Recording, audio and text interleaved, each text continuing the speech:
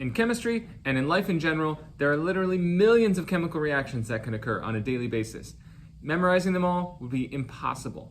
The nice thing though is that a lot of those reactions fall into certain patterns or types of reactions, and we're going to start with the 5 basic types of reactions.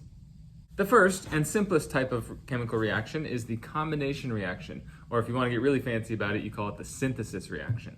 And in this reaction, 2 or more things come together to form one product. They're basically joining up, forming chemical bonds with each other, and making only one thing on the right-hand side. Opposite of that is the decomposition reaction, in which one thing breaks down into 2 or more things, whether they're elements or compounds. If you only see one thing on the left-hand side of the arrow, that's a decomposition reaction. The third type is a single replacement reaction, in which you start with a compound and an element that's by itself, and the element replaces one of the elements that's already in the compound. It takes its spot.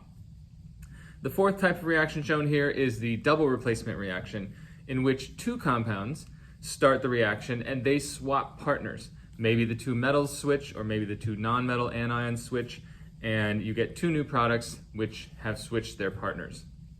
The one that's not shown here is everybody's favorite type of chemical reaction, and that's combustion reaction, which literally means anything reacting with oxygen. Oxygen getting in there and just forming bonds with things and burning it, and they're usually involved with flames and explosions, and you get the idea. Today I want to show you another single replacement reaction, and this one involves a simple penny. This penny happens to be dated 1992, which is a good year. It happened to be the year that I graduated from high school. I want to use a penny that's on the newer side, dated after 1983, because in the years 1982 to 83, the composition of the pennies changed, and I need a newer penny for today's experiment. Just for fun, let's find the weight of this penny.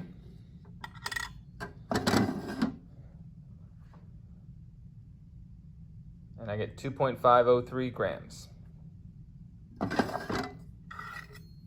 Next, I'm going to take a steel file and I'm going to file off the edge of the penny all the way around.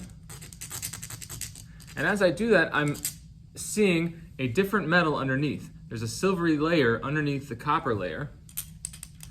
And I want to expose that on all sides, so just give me a couple minutes. Now I'm over at the Fume Hood, and since I've got my penny all filed off on all the sides, you can see that right there. Let's all enjoy that for just a second.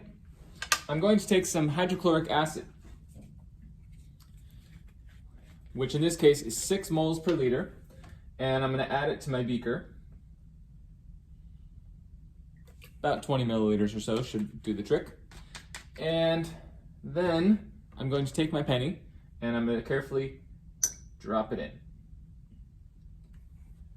All right, and I'm going to hold this up so you can see it a little bit. Take a look. You can definitely see some bubbling happening there.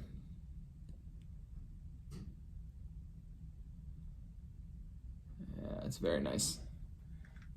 Single replacement reactions are often a lot slower than things like combustion reactions or combination reactions. They just take a little bit of time for the atoms to swap their places. So I've got to let this sit here for maybe a day or two, and I'll come back to it when it's done.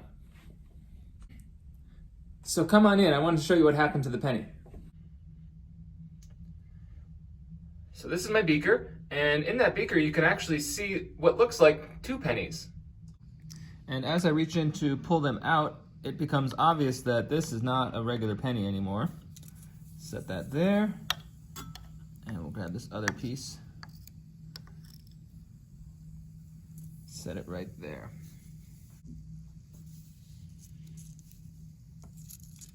So what I have here is just a really paper-thin sheet of copper, which contains the face of Abe Lincoln on the one side and the Lincoln Memorial on the back side, and that's it.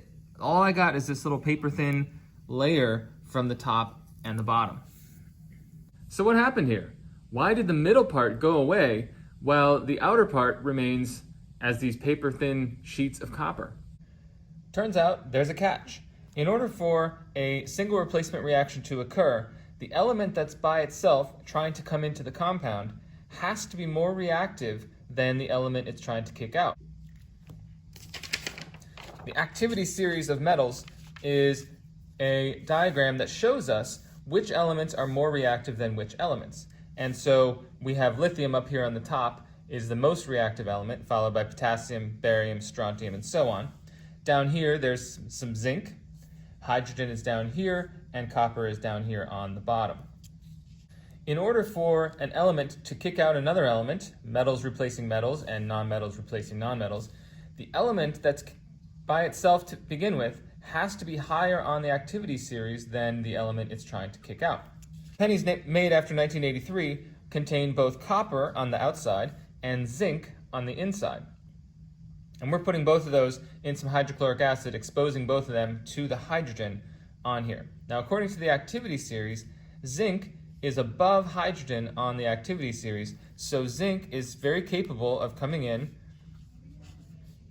taking the spot with the chlorines, and kicking out the hydrogen, which is the gas and the bubbles that we saw in our video. Copper, however, is lower on the activity series than hydrogen. It's just right below it, down here near the bottom. So copper is not as reactive as hydrogen, and so it's unable to kick it out of the compound, and so we would actually say there's no reaction. Simply putting an element in with a compound is not enough to ensure that a single replacement reaction is going to occur. The element that's by itself has to be higher on the chart, or more reactive, more easily willing to give up electrons than the element that it's trying to kick out. If the element is below the other element, no reaction is going to occur.